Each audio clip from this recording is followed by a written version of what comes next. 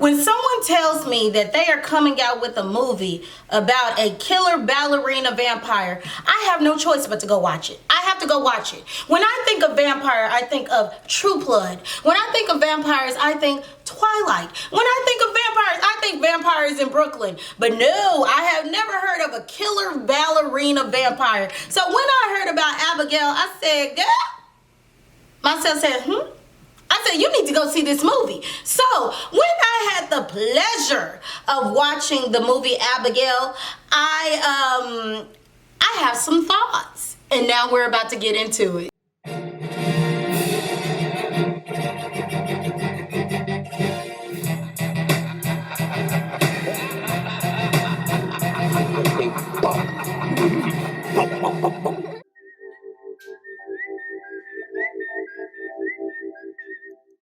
Hello everybody, welcome to my channel, Film-A-Tic, pop, where we discuss everything from movies, television, film, music, anything your heart desires. So grab your popcorn, candy, and drinks and let's get into this film, Abigail.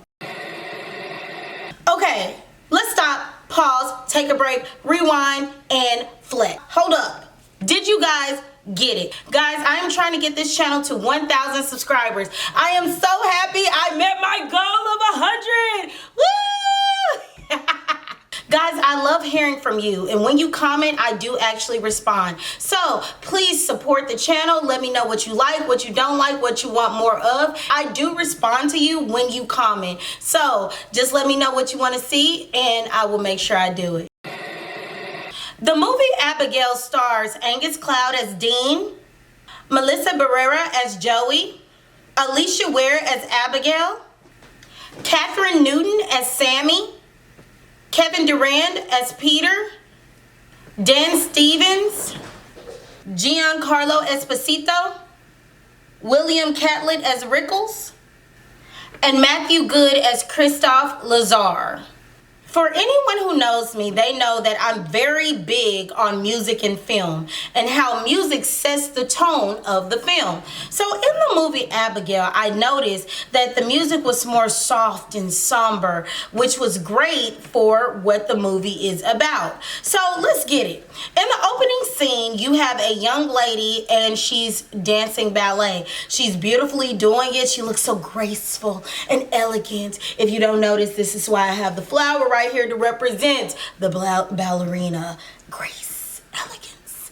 Anywho, so she's dancing and it's a beautiful thing. You see another lady in like an alleyway, and she's dressed in all black and she's eating candy. So a van comes up, she gets in the car, the young lady who's the ballerina exits the facility and she goes into her separate car.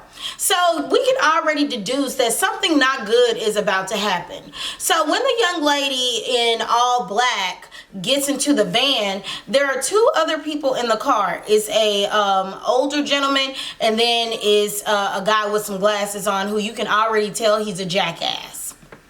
Just for reference. So in this movie particularly, you have a situation where there is a heist that is happening. You can deduce that they are there to take something. So they drive up to this big mansion, and the young lady who's the ballerina goes into the house. Now, my first inkling when I watched this film was she is very old for her age, meaning she acted very mature for her age. I didn't understand why her walking in the house by herself, and she didn't look any older than maybe, I would say around maybe 12-ish. So it didn't make sense for her to do that. But what do I know at this point? So a group of people decide that they are going to kidnap her, which they do. Once they kidnap her, tranquilize her, they take her out the mansion. They almost get caught, but luckily they're able to speed off into the sunset. Now, when they get to their next destination, it's this, what looks to be this old abandoned mansion. They walk in and there's a gentleman waiting outside for them. And a very dapper gentleman, he goes and he follows behind them, but he speaks to the gentleman with the glasses, the asshole. So when they get in, he introduces himself as Lambert, played by Giancarlo Esposito. And Lambert basically says, look, y'all did the hard part. Now it's time for you guys to babysit. You need to be here for 24 hours. There's no cell phone service. Do not give any backstories, no names, and keep the grab as he said it, meaning they couldn't make hot monkey love. Keep that to a minimum.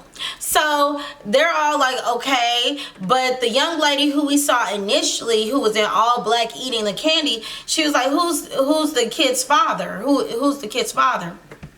And all he said was, you don't need to know who it is, except that person is going to be $50 million poorer. I said, $50 million? Look, I am not into illegal activity, criminal activity, but $50 million is very tempting. So he takes up all of their phones, and you're going to notice that in these horror movies, they never want you to have your phone. We understand why. So he takes up their phones. He leaves them in the mansion. So when they're there, you know, at this point, you know, they're just trying to bide their time. And Dean, played by Angus Cloud, he tries to guess who each individual is, like what is their backstory, and he is proven to be the least perceptive person. Joey, she's the one who says, look, you are the least perceptive person I've ever met. And she proceeds to tell everybody about themselves. She says that Dean is a sociopath. She says that Frank, who's the asshole, he's basically an ex-cop, a detective. And she said something interesting. She said, you need power. You have to have that. And he didn't deny that. Then you had Peter, who he's like the muscle, but he's the teddy bear. He's a sweetie pie. Then you have Sammy, and Sammy's like the rich girl gone bad. Ooh, I'm from a rich family, but I like to steal in the process. It's very odd, those type of people to me. But yeah, and then she sees Don Rickles, and Don Rickles, he's like, I'm not giving you any money to, you know, tell me about myself. And she says, I'm just going to say one thing. She says, Semper Fi. And I was like, what is Semper Fi? So I looked that up on Google. And when I went on Google, they said that Semper Fi is the motto for the Marines, the U.S. Marine Corps. And it means always faithful. Always faithful or always loyal. Which I was like, that's dope. I love that. So she goes to check on Abigail. And when she goes to check on Abigail, Abigail's naturally scared. She doesn't know what's going on.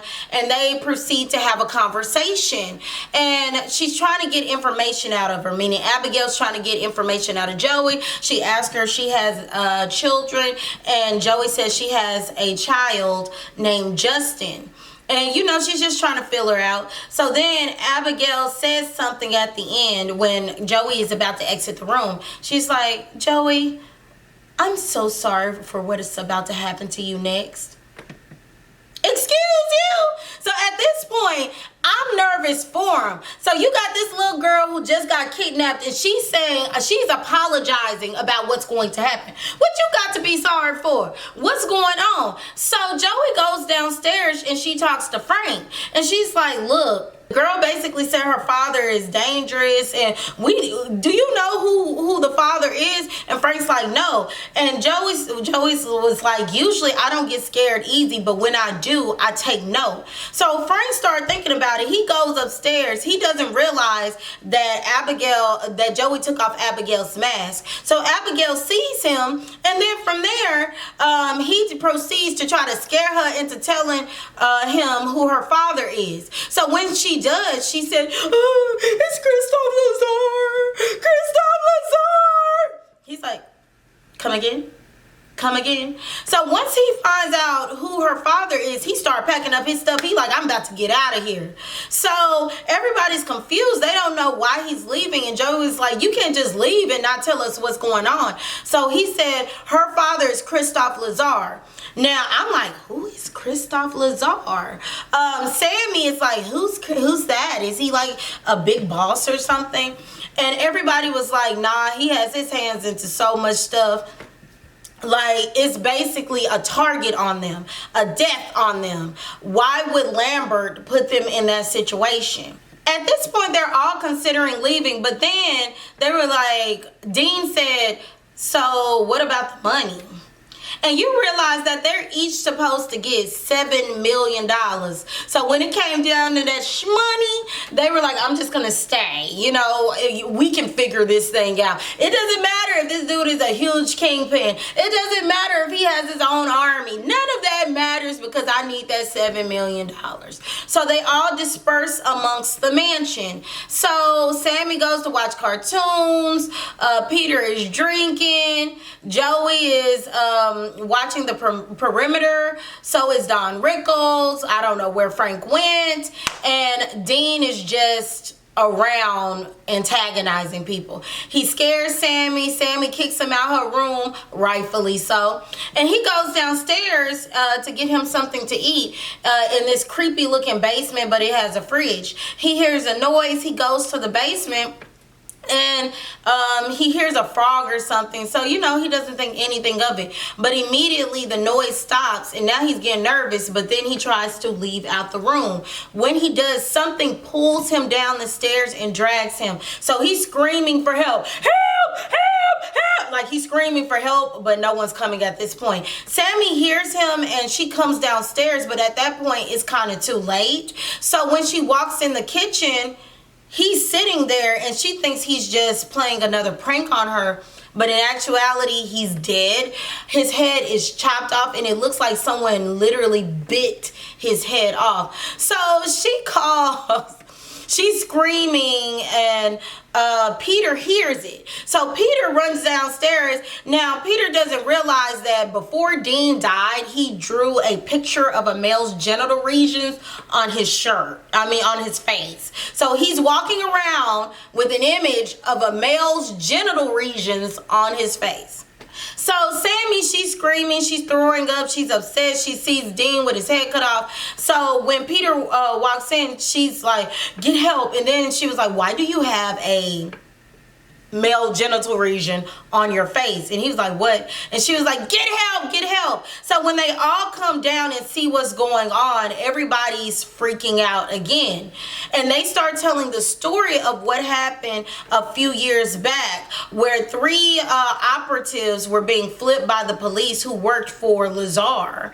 And something happened to where all of the police officers, as well as the 3 operatives who were getting flipped, or the 3 gentlemen who were getting flipped, all of them were torn into pieces. And they were saying that Lazar has a right hand named Valdez, and that's Valdez's signature, is to rip people up. And I'm like, is it a woof? Like, that's ridiculous. And Rickles was like, the only way to get into that particular room was either by the front door or climbing up, I think he said 38 stories, something in that realm. So that it would be impossible for anyone to get there, but Valdez did. So now they're like, is Valdez in the house? They're questioning each other. They're trying to figure out what's going on. All right, so at this point, now that they realize Valdez is involved, they go to check on the girl because they're like, okay, is the girl still here or not? So when they go check on the girl, she's still alive, and Rickles is like, look, I'm about to leave. Now, I didn't say that Rickles, you could tell he wanted him some Joey, honey. He wanted some Joey, and they supposedly made an alliance to, you know, if anything happens, they stick together. So when all of this came out, Rickles is like, look, I'm about to leave, and he looks to Joey like, you coming? And she doesn't say anything, and he was like, okay, suit yourself. So he runs downstairs and he tries to open the door, but it's blocked off, like it's gated. He can't get out. The windows are sealed, like it's a trap. They are trapped in the mansion. So Peter's like, Rickles, move aside. So Rickles moves and he tries to ram into the gate, and he's like, the gate is locked. And let me just say this, Peter is a sweetie pie. He really is. He is not the smartest person, but he is a sweet, gentle soul who will hurt you. Yeah. So at this point, they all disperse out and they're trying to figure out a way to get out. Rickles meets with Joey and he's just trying to comfort her and is like, look, we're going to get out of this situation. We're going to get out. And little do we know, in the next scene, he get killed. So she goes to check on Abigail, and Abigail tells her that Frank said that he worked for Valdez, and that Frank knows who Valdez is. So she goes downstairs. She goes with her gun downstairs, and she points it at Frank. Frank somehow finagles his way to get his gun. So now they're pointing guns at one another. You know what I'm saying? So after that, they realized that, oh snap, this girl is manipulating us. So Peter was like, we need to kill her. We got to get her. So Joey's saying, look, y'all are not gonna kill this girl. They go upstairs. Peter goes upstairs. Joey tries to stop them, and in the room they're all arguing. So Sammy's just kind of sitting back watching everything, and she looks at Abigail, and Abigail takes off the handcuffs, and out of nowhere she does this. And then she, like, she turns into a vampire, right? So they're like, what the? And I'm not gonna lie, that was a funny scene. That was a funny scene because they realize this girl has been playing with them the whole entire time. So when she reveals her fangs and everything, she hops on Peter and tries to bite him, but Frank shoots her in the head. And she immediately gets up, wipes away the bullet mark, and Joey shoots her like 3-4 more times. This girl is still up, and you can hear her banging on the door until she's not banging on the door anymore. So they go downstairs and they realize, oh crap, I'm really dealing with a vampire. Like, this little heifer, I'm dealing with a vampire. What would y'all do in that situation? Because me, I would be freaking out. Like, I would be freaking out at that point. So they're trying to go down the list. They're like, what do we know about vampires? And Sammy's like, what kind of vampires are we talking about? Are we talking about True Blood? Are we talking about Twilight? What are we talking about here? So they try to figure out what's going on with this particular vampire. So they said they need crucifixes, garlic, and what else did they say? Crucifixes, garlic, and stabbing of the heart. So Joey's like, look, I don't think we should go up there because at this point, she's playing with us. She knows that we're going to come up there. I don't think this is a good idea. Frank, in all his stubbornness and need of control, decides that, look, we're going up there. We're going to bomb rush her and kill her. So Sammy and Peter go with him to do that. Now, me personally, I thought that was the dumbest thing they could have done at this point. This girl has clearly proven to be a step above your intellect, sir. So I don't think that was the wisest idea, but what do I know? I'm just the viewer. So when they go up there, this heifer is dancing with Dean's body and his head chopped off, and she's like, like she's dancing, and you're like, wow. And he does set the scene for like a creepy undertone, like you want to laugh but it's not funny because you see this girl is dancing with a body. And she's still playing the game. So when she sees they walk in, she's still trying to play Miss Innocent. Guys, let's talk about this. Let's talk about this. So Sammy was the first one to try to attack with garlic. So she attacks Sammy, gets on top of her and starts punching, just punching. And she smells the garlic and then throws it. So basically saying that does nothing to me. Then she somehow gets to Peter and she sees his crucifix and she starts stabbing him like a pin cushion, just woo, woo, woo, woo, woo. And I'm like, this heifer is crazy. Then she gets to Frank and she stabs him in the leg with the stake. So needless to say, they all retreated because they got whooped. So they retreat downstairs. And Joe is just looking at him like, I tried to tell you. And Frank's like, don't you effing say I told you so. I'm serious. He is as New York as they get. I mean, just rude. No offense to all the New Yorkers, but just rude. So she pulls out the stake that's in his leg and she's like, look, we all need to disperse. We need to split up. She was on her, what's his name? Freddie from Scooby-Doo. Come on, gang, let's split up. She was like, let's split up. And she said she had the tranquilizer that they used on her earlier. And when they used the tranquilizer, she was out like a light. So she had the tranquilizer and she was like, we need to lure her out and we need to stab her with this so we can try to figure out how we're going to get out this situation. They separate from one another, and as they're looking to try to find her, Peter, he's drinking. He's not really trying to look for her, but he's messing with the wooden stake, and he's just sharpening it, and he ends up getting like a splinter in his finger. So he's like, I have a splinter. And Joey's like, this is not the time right now. So Abigail walks up on Peter, and Peter's like, oh my gosh, and he takes off running. This little girl starts ballerinaing, meaning she's dancing while she's chasing after him. It was actually a really funny sight to see. So as she's chasing him, he ends up running into Frank. And Frank opens the door while he's running towards the door. So imagine a door being open and Frank runs into the door, and he ends up falling over the balcony of stairs. So at this point, Abigail looks at Frank, Frank looks at Abigail, and then she goes to try to attack him. He ends up falling down the stairs, and Abigail is attempting to bite him. So Sammy sees this. She tries to pull Abigail off, but when she does, Abigail bites her.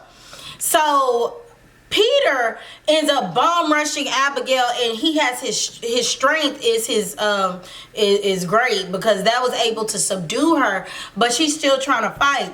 Joey done end up the tranquilizer got knocked in a space where Joey has to reach for, and her little bitty arms can't reach for it. So she's trying to reach, and she finally gets the tranquilizer, and they tranquilize that little heifer.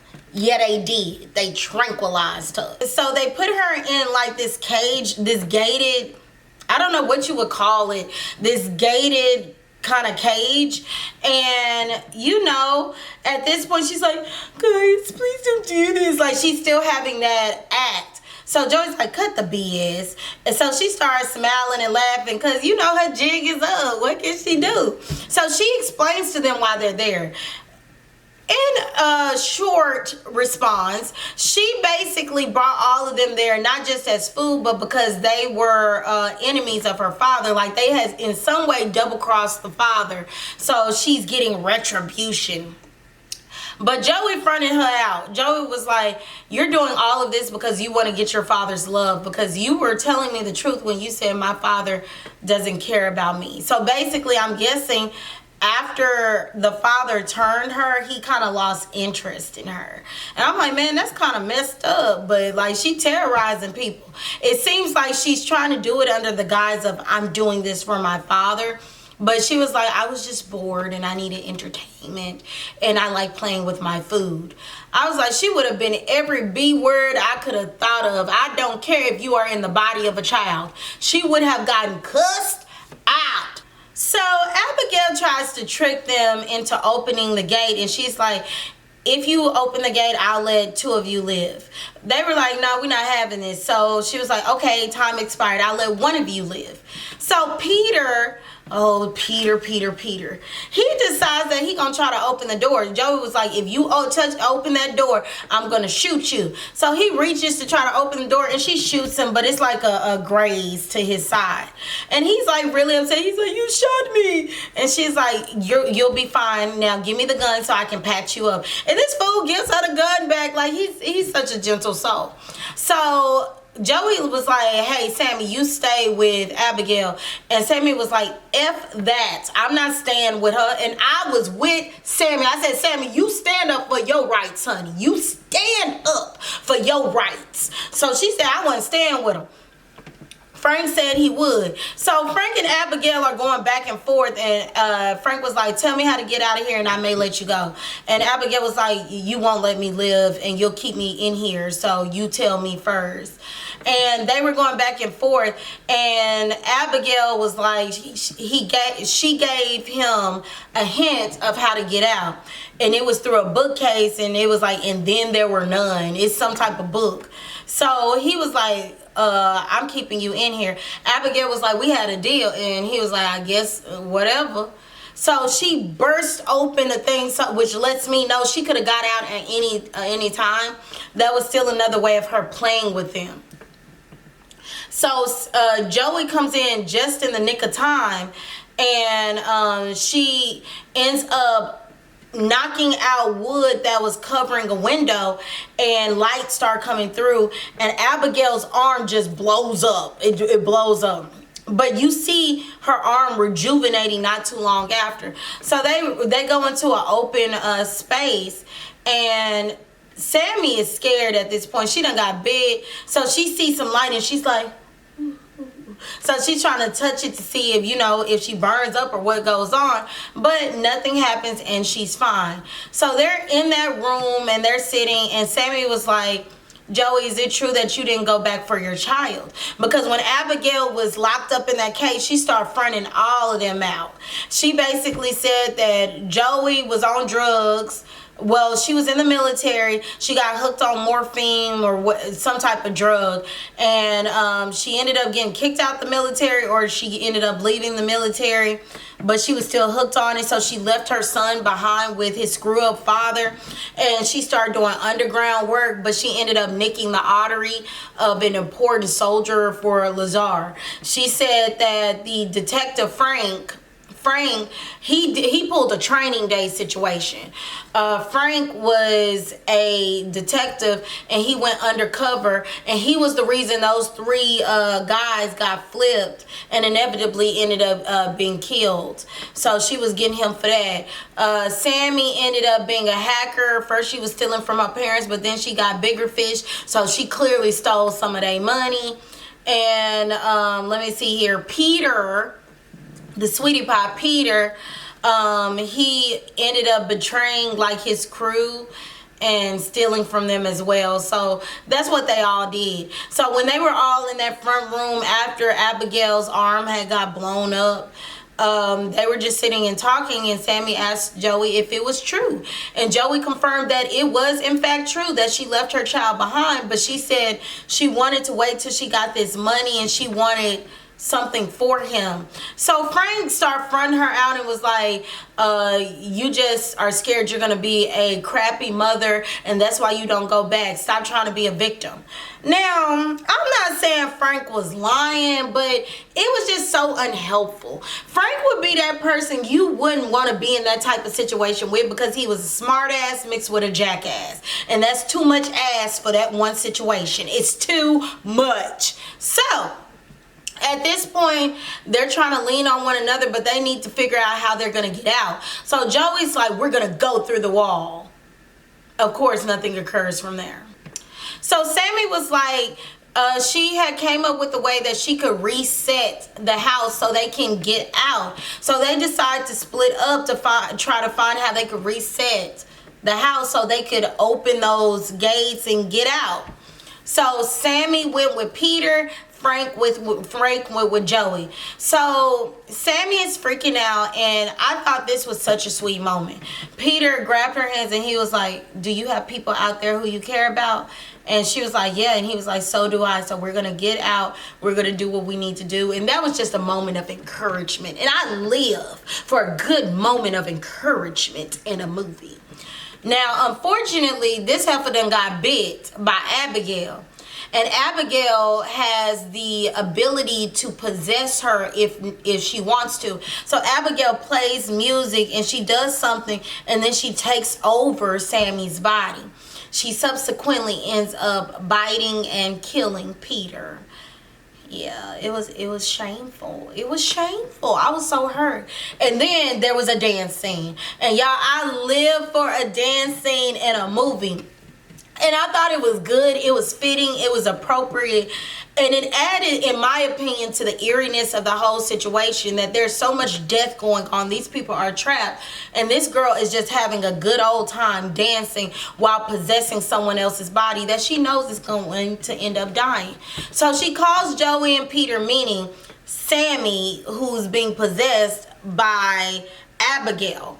She calls Joey and she's like, hey, she's here. So they run down there and she's like, no, look what happened. He's dead. So Joey's looking, she's like, come here. So Abigail's like, okay. And she turns around and starts running after them. So when they get into that same open space they were in before, Abigail runs in, but of course she's in the body of Sammy. And she basically said that her father turned her in that room, and you know, it held a lot of unfortunate memories, but this is the great way to make new memories in this room. So when she goes to try to attack Frank and Joey, Joey gets I forgot what they're called, those glass plates, I forgot what it's called, but you can see the reflection, and she held it up to the light, and the light ended up bouncing off of the plate and onto Sammy's body, and Sammy explodes. So needless to say, Sammy is no longer with us. So think about it. They started with Don Rickles, Dean, Sammy, Frank, Peter, and Joey. So they started with 6 people, and now you have 2. Yeah, that sucks. So after Sammy explodes, a trap door opens, and they look, and Frank and Joey are like, okay, so what should we do? So they go back there, they go through the trap door, and it's like the door to the control panel. And guess who's in there? Guess who's in there? Hold on. Did you guess? Did you guess?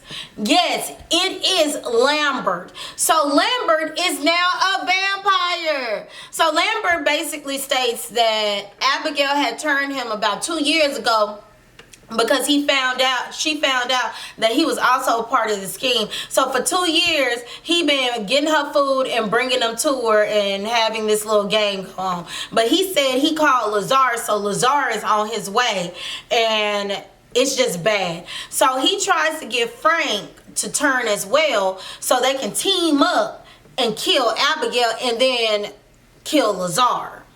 Now, I don't think Lambert realized who he was dealing with when it came to Frank. I don't think he thought that through. So Frank ends up getting turned by Lambert, turned to a vampire, and Frank is just loving it. But then he starts like having like vomiting diarrhea, except his blood, and it's just, it looks really disgusting, just disgusting. So yeah. So as that's occurring, Joe is just looking like she's scared at this point. What can she do? She grabbed her phone, and Frank ends up killing Lambert. Yeah, Frank ends up killing Lambert, and he tells Joey she needs to run. Simultaneously, Abigail walks in, and she's like, this ends now. I've made sure of it. But Abigail didn't realize that Frank had been turned. He goes to attack Frank, but Frank ends up picking her up and sucking her blood as well. So Joey ends up running out with her phone, and she calls her son, and she tells her son, you're the best thing that ever happened to me, and I love you, and I'm so sorry. I'm so sorry. I just love you. Yeah. So Frank walks out, and he's like, I'm going to turn you, and then I'm going to have you kill your kid. I'm like, sir, you were just evil to begin with. Like, who comes up with that foolishness? Oh, yeah, you do. So he starts beating the crap out of Joey. Like, he throws her around the room. He's punching her and kicking her. And I'm like, you weak. Like, now, I would have wanted to see them fight prior to him turning to a vampire, but what do I know? So Abigail comes back, and Abigail was like, in order to kill me, you have to bleed me dry. And I'm like, girl, why would you tell him that information? Why would you give him information that he should know? So they start fighting. Now, I'm going to be real. For Abigail to have been probably centuries years old, she got whooped throughout. Like, I get it. He has more muscle mass, but it's like she was getting whooped. She really was. So Frank has destabilized Abigail, and he's hurt and injured Joey. And at this point, he said he about to turn her, and she was going to be his puppet. So he pulls her from this wooden stick because he had stabbed her right here. And he pulled her from it, ends up biting her. And he thinks that that's going to make her into his puppet. Wrong. So Abigail ends up jumping up, and Joey isn't really a puppet, and they end up fighting him, double teaming him, and inevitably killing him. Yeah. So after that, blood goes everywhere, it's gushing around, and Joey's like, am I gonna turn into a vampire? And Abigail's like, nah, now that he's dead, no. So, you know, at this point, there's really nothing more to say. Joey helps Abigail up, and she's like, yeah, I'm about to go. Abigail was like, well, I hope you go talk to Justin, or I hope you get Justin back, who's supposedly her son. And she was like, his name is Caleb. And Abigail was like, I know, but for what it's worth, all you have to do is show up. I was like, Abigail, you better give us some advice. So as Joey is about to leave, the doors spring open and Lazar walks in. Now Lazar, he's like, ooh, like it looks like he's about to go into some frenzy or something. And Abigail jumps in front of him and is like, Dad, no, she saved me when you weren't here. So clearly father and daughter situations that I should not be privy to. But anywho, so I guess he can see in Abigail's response like she's really hurt by his actions. And he's like, well, I'm here now. And he was like, he takes Joey's hand and kisses her hand, and it's like he's relishing in him. And he was like, you should go now. It's almost time for dinner. He wouldn't have had to tell me twice. Okay, call me the Tasmanian devil. I would have been out that mug. He wouldn't have had to tell me twice. So Abigail was like, see you around. And I know I would have been like, no, you won't. Leave me alone. So as Joey's walking out, she's like, what the like what just happened? She gets in the van and she has a last little lollipop and she eats it. And that's the end of the movie. Woo!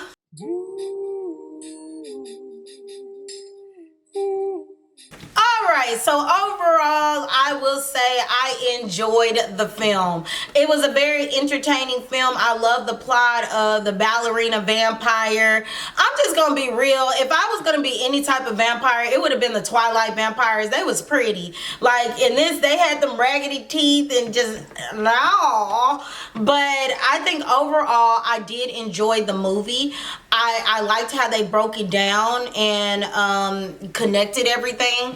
I thought it was entertaining. I hated when Don Rickles died because I really thought him and Joey were going to get together, and I was hopeful for that. I really was. I love a good romance segment. But, of course, he died. Frank was just a jackass throughout the movie who you hoped died, and he finally did die. I just want to say for the record that I noticed after rewatching the film that Sammy looked like Miley Cyrus. And if you think I'm joking, I'm going to do the comparison. She looked just like Miley Cyrus. And this is no shade to Miley, but I just thought that was really, really interesting. Also, something that I really forgot to mention was Giancarlo Esposito. I really feel like his character was not given the proper shine that it should have been given because he could have been used in so many ways. When he turned into the vampire, that was phenomenal, and I would have loved for them to expound on his particular role, but unfortunately they didn't, and I feel like that was a waste of a really interesting character. So that's my opinion on that particular portion. Lastly, I really do hope that they have an Abigail part 2. I think that there's many directions that the movie can go, and this could possibly be a horror movie franchise if they do it correctly. I enjoyed the movie, but I can see the potential of it branching out and being a lot more, telling the story of Lazar. How did Abigail become Abigail? Like it could really be interesting. I think overall this movie was entertaining. I like the concept of it, and I think it's worth a watch. You know, I think you will be heavily entertained if you're into, you know, gore and, you know, vampires, and, you know, it has a comedic aspect to it that I thought was very enjoyable. So that is the movie Abigail. If I had to give this movie a star rating, I would give it a 3.5. 5 because I thought it was a enjoyable movie. It's one of those meantime movies. Like, it's not gonna be my first choice in movies, but I wouldn't mind watching it again. So, you know, if you just want a filler movie that you want to be entertained, that has a comedic aspect to it, but still considered gore and horror, then I would say go ahead and watch the movie. And that is my review. Again, guys, I appreciate you stopping by to Film-A-Tic. Pop, pop, pop, pop. Please leave your comments at the bottom. I want to hear from you. Remember to smile, have a positive mindset, and peace, love, and blessings to you all. Bye.